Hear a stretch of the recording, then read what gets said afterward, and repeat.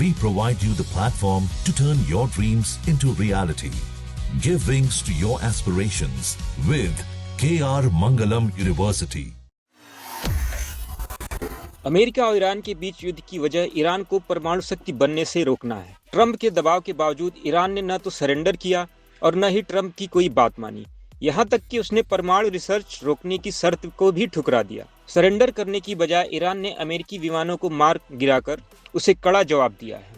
ऐसे में अब सवाल उठ रहा है कि क्या अब अमेरिकी सेना ईरान में जमीनी हमला कर परमाणु इलाकों पर कब्जा कर सकती है या कोई हवाई हमला कर सकती है। हमला करने में अमेरिकी सेना को क्या समस्याएं आ सकती हैं और ईरान के पास कितना यूरेनियम है और वह हथियार बनाने में कितना दूर है।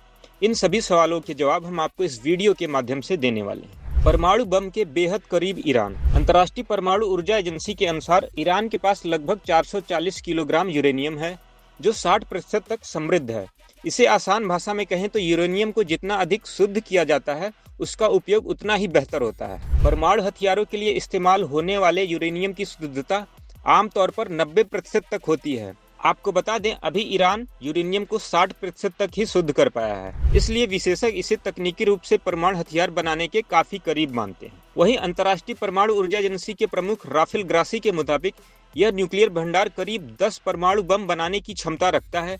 हालांकि इसका मतलब यह नहीं कि ईरान के पास पहले से ही परमाणु हथियार मौजूद है। सुरंगों में छिपा परमाणु भंडार। अंतर्राष्ट्रीय परमाणु ऊर्जा एजेंसी निरीक्षकों को जून 2025 के बाद ईरान के यूरेनियम भंडार की पुष्टि करने का मौका नहीं मिल पाया, क्योंकि अमेरिकी और इजरायल हमले के बाद उनकी जांच प्रक्रिया बाधित हो गई। रिपोर्ट के अनुसार ईरान ने करीब 200 किलोग्राम यूरेनियम इस्फहान शहर के पास स्थित परमाणु परिसरों की सुरंगों में छिपा रखी है। इसके अलावा कुछ मात्रा में नंताज में मौजूद बताई जा रही है, जबकि एक हिस्सा फोर्दो शहर में होने की संभावना है। हालांकि यह भी शंका जताई जा रही है कि ईरान ने यूरेनियम का कुछ भंडार गुप्त स्थानों पे भी छिपा रखा है। अमेरिका के पास परमाणु भंडार कब्जा करने की चुनौती।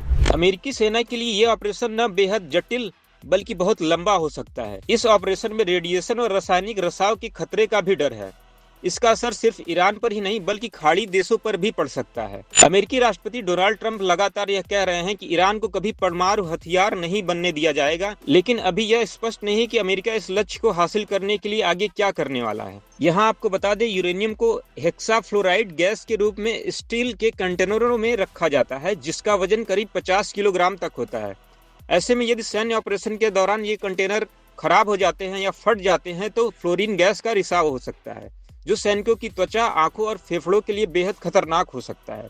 ऐसी स्थिति में किसी भी ऑपरेशन के दौरान सैनिकों को विशेष सूट पहनना होता है। साथ ही कंटेनरों को एक सुरक्षित स्थान पर रखना होगा ताकि किसी खतरनाक परमाणु रिसाव का खतरा न बने। क्या अमेरिका जमीनी हमला कर परमाणु प्लांट को कब्जे में लेगा? अमेरिका जमीनी स्तर पर हमले करता है तो यह बेहद जटिल और जोखिम भरा मिशन होगा।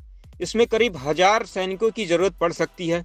भारी मशीनरी को हेलीकॉप्टर के जरिए लाना होगा और सुरंगों तक पहुंचने के लिए वहां खुदाई करनी होगी। हमले के दौरान सेना को असली और नकली कंटेनरों में फर्क करना मुश्किल होगा, जबकि सुरंगों में जाल लगाए जाने की भी आशंका है। साथ ही यह माना जा रहा है कि ईरान ऐसे किसी ऑपरेशन के लिए कोई बेहतर काउंटर प्लान जरूर बनाया होगा। युद्ध में अब तक हार न मानने वाला ईरान क्या अपने परमाणु भंडार को इतनी आसानी से अमेरिका को दे देगा? ये तो बिल्कुल ही असंभव लगता है। ऐसे में आपको क्या लगता है, आने वाले कुछ दिनों में ईरान अपना परमाणु बम बनाने में सफल होगा या अमेरिका इजरायल मिलकर उस पर कोई और जमीनी या हवाई हमले कर सकते हैं? अपने विचार हमें कमेंट सेक्शन में जरूर दें। ऐसी ही और जानकारी के लिए देखते रहें दैनिक जागरण।